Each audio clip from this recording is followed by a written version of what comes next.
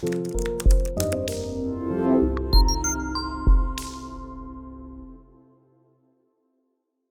suis Guéné Tegwende Fabrice, entrepreneur social et digital.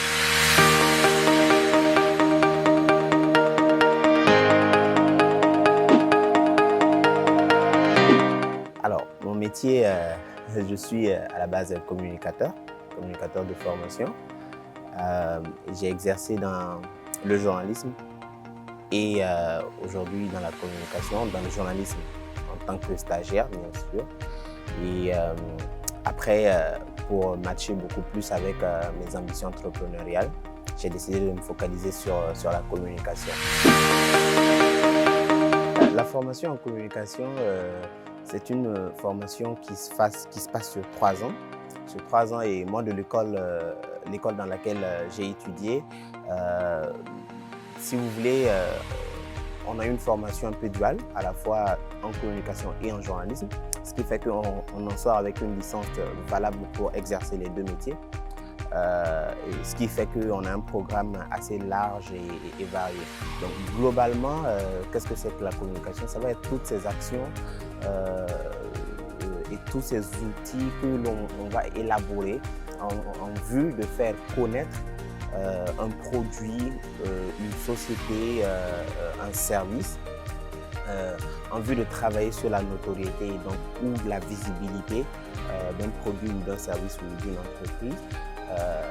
Comme on le dirait dans le langage courant, ça va être essentiellement de faire de la publicité, donc de rendre quelque chose connu et de le montrer sous le meilleur angle possible, d'en faire ressortir les aspects les plus positifs afin de convaincre quelqu'un derrière, afin qu'il puisse se le procurer ou voilà, demander ce service-là, voilà, au cas où voilà, ce serait un service ou un produit, au cas où ça en serait un.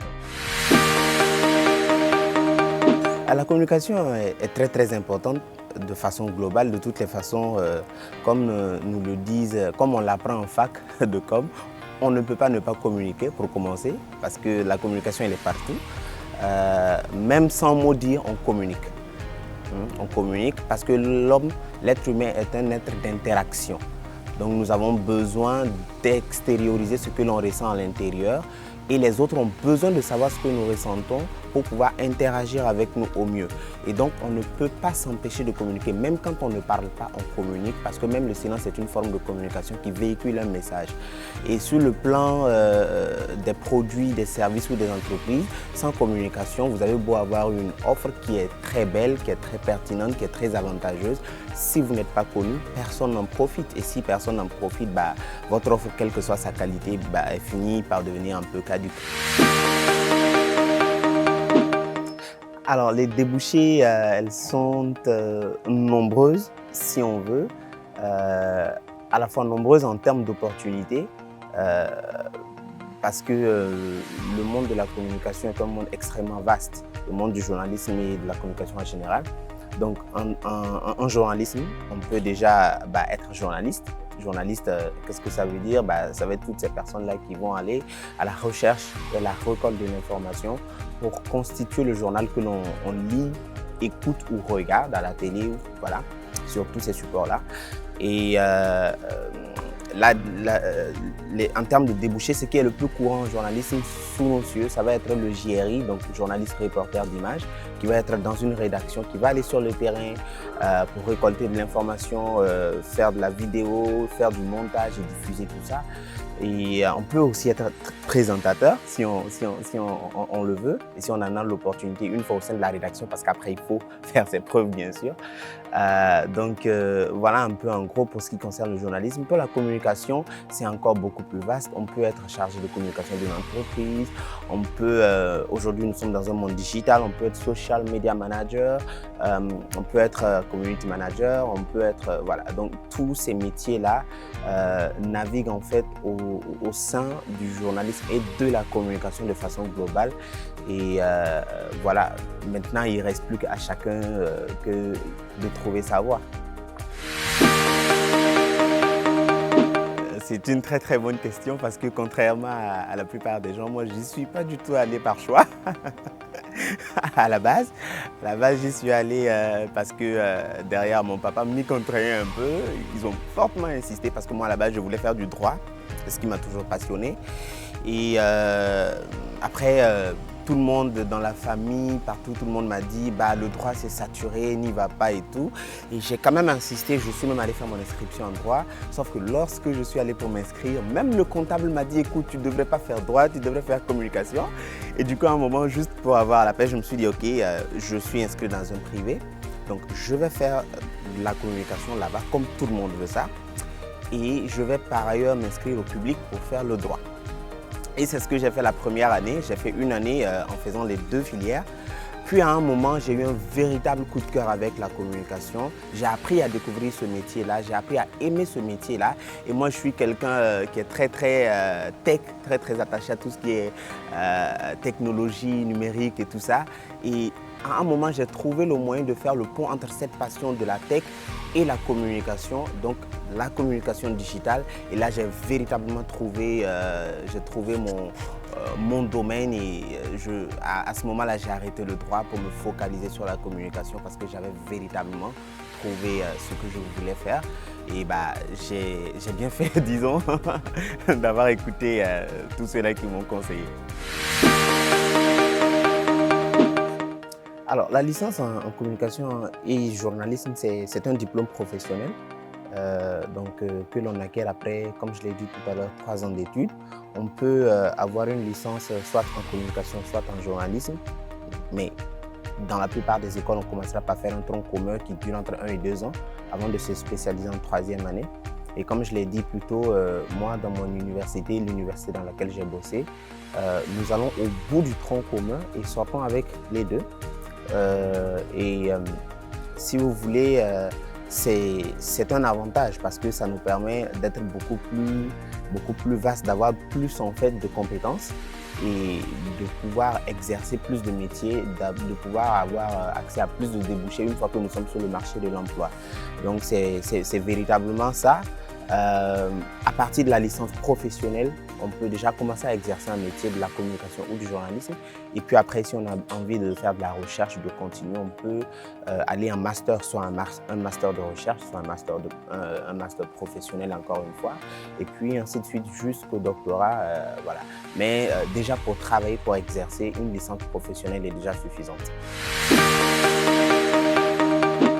Alors, j'ai réussi à boucler les 3 ans de la licence dans l'établissement privé. C'est un cadre assez soft, on va dire, par rapport au public. On a des classes constituées de très peu de personnes. Je pense qu'au début, on n'était que 8 dans une classe de licence 1. Puis après, on est monté à 14, je crois, mais on a terminé la licence à 12. C'est dire que c'était un environnement qui, pour les enseignants surtout, leur permettait de nous dispenser le mieux qu'ils pouvaient avoir en fait de leurs connaissances. Et ça nous permettait d'avoir de meilleures interactions avec les enseignants. De pouvoir apprendre à les connaître, d'être beaucoup plus proche d'eux, de pouvoir les toucher quand on en avait besoin pour pouvoir avoir plus d'expérience, plus d'explications. Et bien évidemment, quand on sait gérer ce type de relations, ça ouvre des portes, ça crée des opportunités et c'est véritablement cela. Il ne faut pas oublier aussi qu'au privé, on a la chance en fait d'avoir des programmes stables. Donc l'année, elle commence en octobre, au plus tard mai-juin. On a bouclé, donc il n'y a pas de retard académique et c'est un véritable avantage parce que ça va super vite de boucler le cycle. Alors mon expérience de formation dans le public, un peu moins conviviale, un peu plus dure, beaucoup plus de défis à relever parce que déjà on est plus nombreux et donc il faut se battre beaucoup plus que d'habitude en fait pour pouvoir réussir à obtenir les cours, pour pouvoir réussir à les apprendre, pour pouvoir comprendre parce que vous vous retrouvez dans une classe à 3 000, 4 000 personnes. C'est pas pareil que dans une classe de 12 personnes, vous n'avez pas la possibilité en tout temps de vous approcher du professeur pour discuter.